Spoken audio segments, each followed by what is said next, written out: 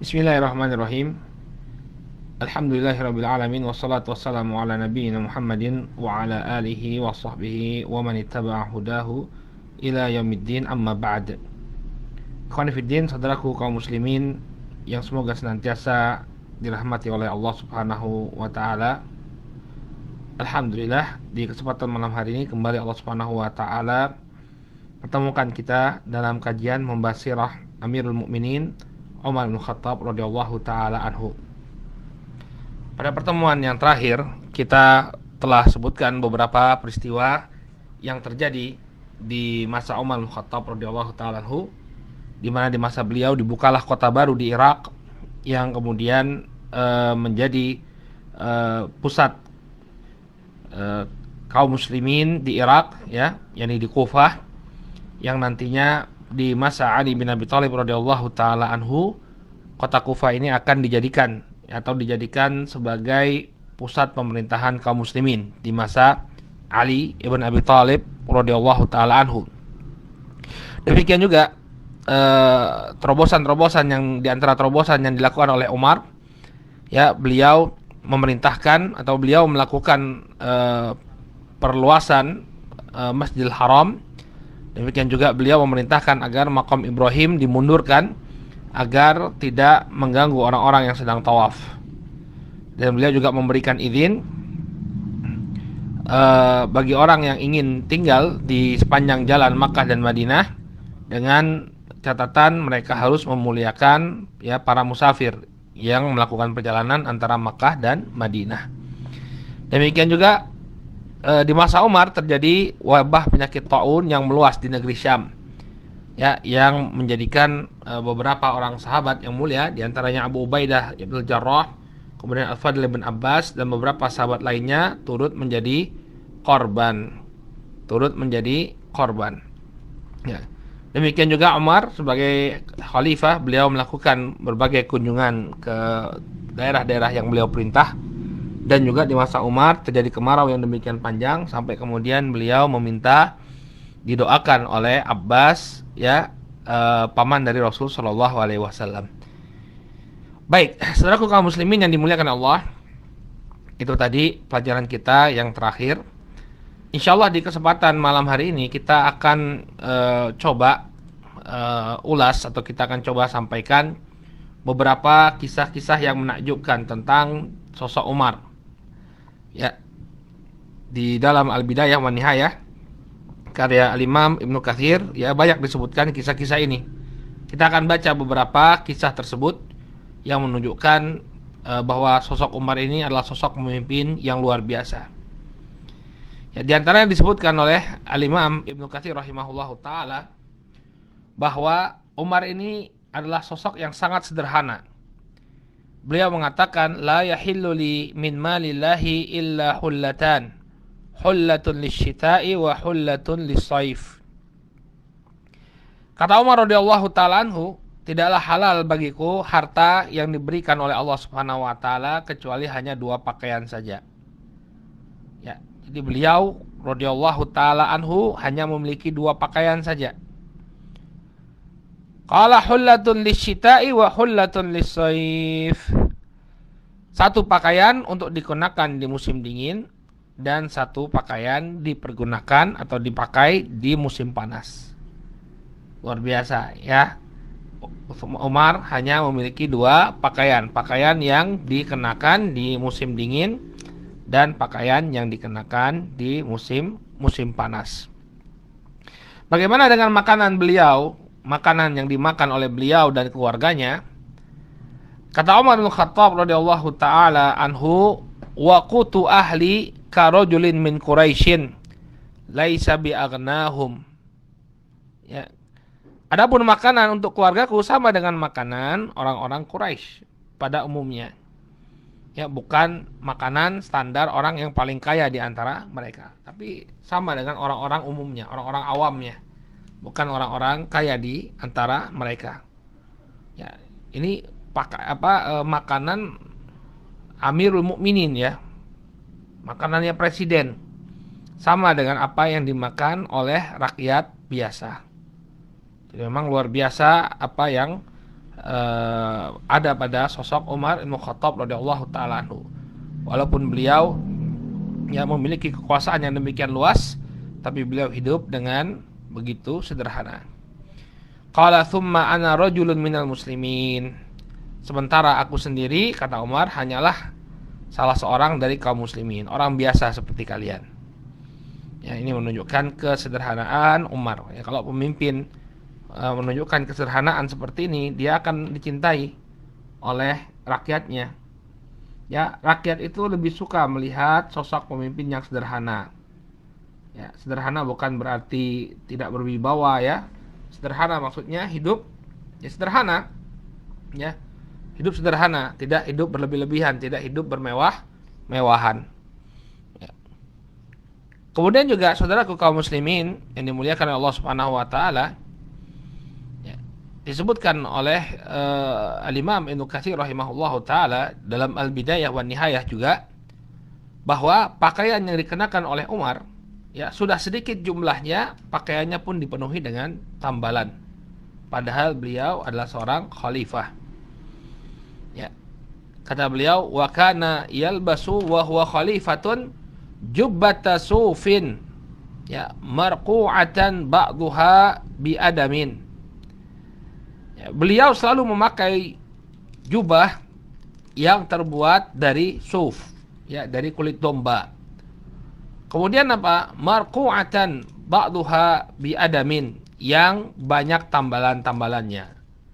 Jadi pakaian yang dikenakan oleh beliau ya sampai banyak tambalannya. Padahal beliau adalah khalifah. Wa huwa khalifatun. Dalam keadaan Umar bin Khattab ini adalah seorang khalifah, tapi pakaiannya demikian sederhana. Kemudian kebiasaan Umar, wa yatufu bil aswaqi ala atikihi ad-dirratu yu'addibu bihan nas. Dan beliau ya sering berjalan mengelilingi pasar sambil membawa tongkat di atas pundaknya untuk menegur manusia. Ya. Yu'addib itu artinya kalau misalnya ada yang keliru, ya beliau tegur. Beliau berikan teguran. Ya, tapi lihat bagaimana jubahnya beliau. Maka sebagian orang dari Persia pernah datang mengunjungi Umar bin Khattab radhiyallahu taala anhu, mereka bertanya tentang mereka bertanya-tanya, mana Umar? Mana Umar? Ya, mana khalifah? Ternyata ketika itu khalifah sedang tidur di masjid atau di bawah satu pohon, saya lupa, di bawah sebatang pohon, di bawah pohon ya, yang beliau tidak beralaskan, artinya beliau pakaiannya sama seperti orang biasa. Ya, maka orang-orang merasa heran, bagaimana mungkin ini orang yang kekuasaannya sangat luas. Jadi kita lihat kekuasaannya Umar nih. Makanya saya selalu tempelkan di depan biar kita tahu kekuasaannya Umar itu bukan wilayah yang kecil ya, wilayah yang demikian luas. Tapi ini tidak menghalangi beliau atau tidak membuat beliau ya menjadi orang yang bermegah-megahan. Beliau tetap dengan karakter beliau yang sederhana. Ya. Kemudian juga ada kisah yang menarik ya, disebutkan oleh Imam Ibnu Katsir rahimahullahu taala dari Thalhah bin Abdullah atau Thalhah bin Ubaidillah. Ya. Thalhah mengatakan, kharaja Umar lailatan fi sawadil lail. Suatu ketika Umar radhiyallahu taala anhu keluar dalam kegelapan malam. Ini kisah-kisah semuanya ada dalam Al-Bidayah wan Nihayah karya Al-Imam Ibnu Katsir. Antum bisa rujuk ke sana. Suatu ketika, suatu malam, Umar radhiyallahu taala anhu keluar dalam kegelapan malam. Fadakhala baitan. Maka kemudian beliau pun masuk ke dalam sebuah rumah. Jadi Thalhah ini memata-matai Umar. Ngapain Umar malam-malam keluar rumahnya? Maka ternyata beliau malah malah masuk ke dalam sebuah rumah. Qala falamma asbahtu dhahabtu ila dhalikal bait. Maka kata Thalhah, ya, di waktu pagi aku pun mencari rumah tersebut. Ya, aku pun masuk ke rumah tersebut. Fa idza ajuzun amya, ya, muqadatun. Ternyata ada seorang wanita ya yang sudah tua, ya, yang buta. Ketika itu dia sedang duduk. Wanita tersebut sedang duduk. Qultu laha, kemudian aku pun bertanya kepada wanita tersebut, ma balu hadzal rajulu? Ya. Ya, ya'tiki. Ada apa dengan wanita laki-laki yang selalu datang? Apa yang dilakukan oleh laki-laki yang selalu datang mengunjungimu? Jadi maksud beliau itu Umar. Apa yang dilakukan oleh Umar? Talha ingin mengetahui apa yang dilakukan oleh Umar. Faqalat, maka wanita tersebut mengatakan, innahu ya yata'ahaduni muddata kada wa kada ya'tini bima yuslihuni wa yukhriju 'anil adza. Ya, kata wanita tersebut, sesungguhnya dia mengunjungiku selama beberapa hari dalam jangka waktu tertentu, ya, muddata kada wa kada, dalam jangka waktu tertentu, ya'tini bima yuslihuni, dia datang untuk merawatku, ya, wa yukhriju anil adza, dan mengeluarkan kotoran dari aku. Artinya apa? Beliau membersihkan wanita tersebut, merawat wanita tersebut. Faqultu li nafsi thaqilatka ummak ya Talha, ya, a'atharat Umar tattabi'u, ya, celaka engkau wahai Talha, kenapa? Apakah Umar yang kau mata-matai? Kenapa Umar kau mata-matai? Kenapa curiga dengan apa yang dilakukan oleh Umar? Ya, ternyata Umar radhiyallahu taala anhu, beliau ya malam-malam beliau merawat wanita yang sudah tidak ada lagi orang yang merawatnya, wanita yang sudah tua, dirawat oleh Umar Ibn Khattab radhiyallahu taala anhu. Demikian juga disebutkan oleh Al-Imam Ibnu Katsir rahimahullahu taala, ada kisah Umar dengan wanita yang memiliki seorang bayi. Jadi di masanya Umar bin Khattab radhiyallahu taala anhu, ya, Umar itu membuat sebuah kebijakan. Membuat sebuah kebijakan bahwa anak-anak atau bayi yang disapih, artinya yang sudah disapih, artinya yang sudah selesai dari masa penyusuannya, ini disubsidi oleh negara. Diberikan bantuan oleh negara. Dengan syarat apa? Dia sudah disapih. Artinya ibunya sudah tidak lagi menyusui bayi tersebut. Maka Umar memberikan bantuan kepada anak-anak kaum muslimin. Ya, maka suatu ketika disebutkan oleh Aslam, maulanya Umar, sami'a Umar buka as-sabi, fatawajjaha nahwahu faqala li ummih. Kata Aslam, suatu ketika Umar bin Khattab mendengar ada suara anak kecil yang menangis. Maka Umar bin Khattab menuju tempat tersebut, ya, kemudian dia mengatakan kepada ibunya. Jadi ada di sebuah rumah, ya, terdengar suara anak yang menangis. Maka kemudian Umar, kenapa kok bayi dibiarkan menangis ini? Apa yang dilakukan oleh ibunya? Maka dia mengatakan kepada ibu dari bayi tersebut, ittaqillahi ta'ala wa ahsini ila sabiyik. Bertakwalah engkau kepada Allah Ta'ala dan berbuat baiklah dalam merawat anakmu. Ya, jadi dinasihati oleh Umar bin Khattab radhiyallahu taala anhu. Maka kemudian Umar pun kembali setelah dia menasihati wanita tersebut, beliau kembali, namun ternyata terdengar lagi suara bayi tadi kembali menangis. Maka kemudian Umar mendatangi ibunya tadi, lalu kemudian mengatakan lagi kepada sang ibu, ittaqillahi ta'ala wa ahsini ila sabiyik. Ya, wahai ibu, bertakwalah engkau kepada Allah Subhanahu wa taala. Ya, rawatlah anakmu ini. Kenapa kau biarkan dia menangis? Ya. Maka kemudian Umar pun kembali lagi ke tempatnya. Ya, setelah itu, ya, di akhir malam terdengar lagi suara tangisan dari bayi tadi. Ya, terdengar tangisan dari bayi tadi. Ya. Ternyata Umar mendengar lagi, lalu dia mendatangi, ya, wanita tersebut, kemudian mengatakan, "Wahai haki, innaka ummu saw, mali ara ibnaki la yaqarru mundul lailah minal buka." Celaka engkau, ya, sesungguhnya engkau adalah seorang ibu yang buruk. Ya, mengapa aku senantiasa mendengar anakmu menangis sepanjang malam? Ya, kenapa engkau membiarkan anakmu menangis sepanjang malam. Maka kemudian sang ibu pun bercerita apa yang menyebabkan anaknya itu terus-menerus menangis. Kata sang ibu, ya Abdullah, ini ya usgiluhu anit ta'am faya'ba dzalik. Wahai hamba Allah, sesungguhnya aku telah berusaha untuk memberikannya makanan, tapi dia enggan. Ya, karena bayi itu masih memerlukan susu, ASI. Ya, kalau bayi usia masih memerlukan ASI, kemudian dia tidak mendapatkan pasokan ASI dari ibunya, maka dia akan jadi rewel. Ya, biasanya yang punya anak kecil paham ini ya. Ketika di masa penyapihan, ya ketika anak itu kita coba untuk dipisahkan dari ASI ibunya, ya biasanya ini membutuhkan perjuangan, dia akan rewel. Ya, apalagi kalau memang belum usianya dia untuk disapih. Ya, masih sangat kecil tapi sudah disapih oleh ibunya, maka ini lebih rewel lagi, lebih susah bagi dia untuk berpisah dari air susu ibunya. Maka sang ibu menjelaskan alasan ini kepada Umar.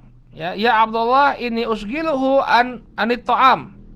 Ya, aku menyibukkan dia agar dia mau makan. Ya, faya'ba dzalik, tapi dia enggak mau, maunya menyusui saja. Maka kemudian Umar mengatakan, kenapa disapih? Kalau memang dia masih membutuhkan, masih memerlukan ASI ibunya, kenapa buru-buru disapih? Biarkan dia menikmati ASI ibunya. Kenapa kok lantas dipisahkan dari ASI ibunya? Maka kemudian sang wanita itu menjawab, ya, li'anna Umar la yafridu illa lil maftum. Karena Umar ya tidaklah memberikan tunjangan kecuali kepada anak-anak yang telah disapih saja. Jadi sebenarnya wanita ini sangat memerlukan tunjangan dari negara, dari Baitul Mal kaum muslimin. Tapi ternyata Umar membuat satu kebijakan, ya, satu keluarga itu baru akan diberikan tunjangan kapan? Kalau anaknya itu telah disapih. Ya, kalau belum disapih nggak dapat tunjangan. Ya, karena pikir Umar mungkin ya dia masih diberi makan dari ASI ibunya. Ya. Maka kemudian saudaraku kaum muslimin yang dimuliakan oleh Allah Subhanahu wa taala, jawaban sang ibu ini benar-benar memukul Umar bin Khattab radhiyallahu taala anhu. Ternyata selama ini beliau telah keliru dalam mengambil sebuah kebijakan. Ya, maka disebutkan oleh Aslam tadi, selama sholat subuh ya bacaan beliau itu nyaris tidak terdengar.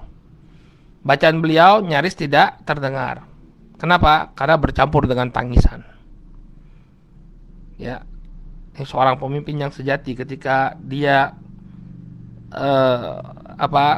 mendapati kebijakannya itu ternyata memudaratkan orang banyak, maka terfikir sampai kemudian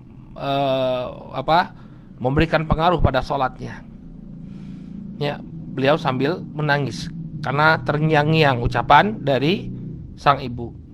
Ya, bahwa Umar baru akan memberikan tunjangan kepada keluarga kalau anaknya tersebut ya sudah disapih.